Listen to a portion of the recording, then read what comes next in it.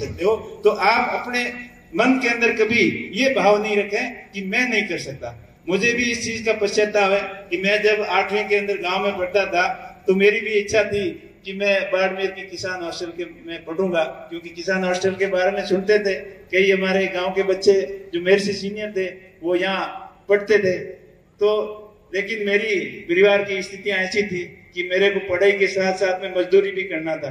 तो यहाँ बाड़मेर के अंदर कोई इंडस्ट्री एरिया था नहीं, तो मैंने सोच किया बालोतरा, वह औद्योगिक एरिया था, तो वहाँ जिगर और ये कपड़ा रंगाई छपाई का काम करके साथ साथ में मैंने 12वीं की और 10वीं तब तक गांव में ही कर ली थी। तो मेरा कहने का मतलब मेरा भी इस संस्थान से बहुत ज्यादा लगाव था। और उसके बाद में कॉलेज में पढ़ने का भी बहुत सपना था कि अच्छे कॉलेज में एडमिशन होगा, पढ़ाई करेंगे, लेकिन उस समय की आवश्यकता थी कि कैसे न कैसे नौकरी लग जाए। तो 10वीं करते ही फौज की भर्ती के पीछे पड़ गए और धीरे धीरे 12वीं होते ही फौज की भी नौकरी लगी, साथ में पुलिस की भी लगी। तो दोनों में सोच किया वो पुलिस वाली ठीक है, इसमें जाते हैं। तो पुलिस की नौकरी ज्वाइन करने के बाद में फिर भी मन नहीं भरा। वहां जाके दिल्ली की साकन शोध देखी, वहां दिल्ली की हलचल देखी, तो ये लगा कि हमें भी कुछ बड़ा आदमी बनना है, कैसे बन सकते हैं। तो प्रयास किया।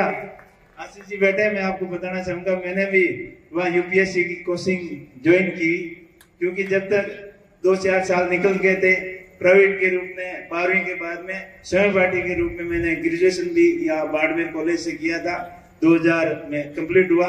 तो उसके बाद में वहाँ तैयारी शुरू की, लेकिन वहां लगा कि यहाँ अपनी बात जमने वाली नहीं है, क्योंकि वो लग जाता है कि अपन क्या करने जा रहे हैं और क्या कर पाएंगे कि नहीं कर पाएंगे, कोशिश करने पे पता चल जाता है। तो वहां बात नहीं बनी, वही आशीष जी वाली बात सामने आ गई और किसी ने बोला कि आपकी इंग्लिश अच्छी नहीं है तो आप नहीं कर सकते हो। और फिर हिंदी भी बहुत बढ़िया नहीं थी, गांव के अंदर तो पढ़ाई इस स्टैंडर्ड की थी। आजकल तो फिर भी स्टैंडर्ड काफी सुधरने जा रहा है। तो पहले के 10वीं में आए तब तक ABCD भी पूरी तरीके से नहीं लिखनी आती थी, और 10वीं में भी बाई ग्रेस पास हुए, 12वीं में बड़ी मुश्किल से पास हुए, लेकिन हिम्मत कभी नहीं आ रही। तो वहां वो तो नहीं सपना साकार हो पाया कि मेरे को ऑफिसर्स बनना है, IPS बनना है, लेकिन उसके फिर दिमाग सेंस किया कि और कुछ कर सकते हैं, अपना बिजनेस के अंदर पार्टिसिपेट करके देखें, काम धंधा में अपना भाग्य आजमा सकते हैं। क्योंकि संतोष नहीं किया, नौकरी तो ठीक, लोग मुझे बोलते थे कि क्या करना यार, नौकरी लगी है, अपना मौज से रहते हैं, मस्ती से रहते हैं, लेकिन मेरा दिमाग कुछ अलग ही चल रहा था। तो मैंने नौकरी के साथ साथ में अपना बिजनेस करना शुरू कर दिया। शुरुआत में बहुत काफी असफलताएं हुई, उतार चढ़ाव हुए, लेकिन मैंने हिम्मत नहीं हारी कि मैंने जो ठान लिया है वो करके दिखाना है। ये भाव हमेशा मन में रखे। बिजनेस में भी 1-2 जगह बहुत काफी मार पड़ी, फिर दोबारा रीस्टार्ट किया, फिर जाके अच्छा समय आया, अच्छा मौका लगा। और हर एक प्रत्येक आदमी के जीवन में एक गोल्डन चांसेस जरूर आते हैं, लेकिन उसको अपन कैसे भुना सकते हैं, अपना कैसे सकते हैं, वो अपने खुद के ऊपर डिपेंड करता है। तो मुझे भी अच्छी काम धंधे की लाइन हाथ लगी और फिर नौकरी से रिजाइन कर दिया। नौकरी से रिजाइन करने के बाद में एक्सपोर्ट का काम शुरू किया, और एक्सपोर्ट का काम करते करते फिर मन बदल गया कि गांव वालों ने देखा ये काम तो अच्छा कर रहा है, पैसे भी हैं, इसको ले आते हैं, गांव में सरपंच बनाते हैं। तो उनकी बातों में आ गया, कुछ मेरी भी इच्छा थी कुछ नया करें, तो गांव वालों ने 2010 में सरपंच बना दिया।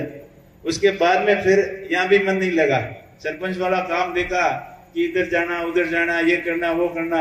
ये सुनाराम जी बैठे हैं कि किस तरीके से सरकारी दफ्तरों के चक्कर काटते हैं, काम होते हैं, क्या क्या पापड़ बेलने पड़ते हैं, उसमें भी मन नहीं लगा। फिर अपना दूसरे बिजनेस के अंदर ट्राई किया। ये आते आते 2017 तक, उसकी बाद की कहानी तो आपको सबको पता है, बताने की जरूरत नहीं है। मेरा कहने का मतलब है आप निरंतर प्रयास करोगे तब आप जिंदगी में सफल होगे, और कभी असफलता से हताश नहीं हुए। आप क्या ट्राई करते हो, असफलता होती है तो आप उससे हताश होकर बैठ जाते हो, अब मेरे से नहीं होगा, मेरे से नहीं होगा, ये भाव कभी आप बच्चों मन के अंदर नहीं रखना।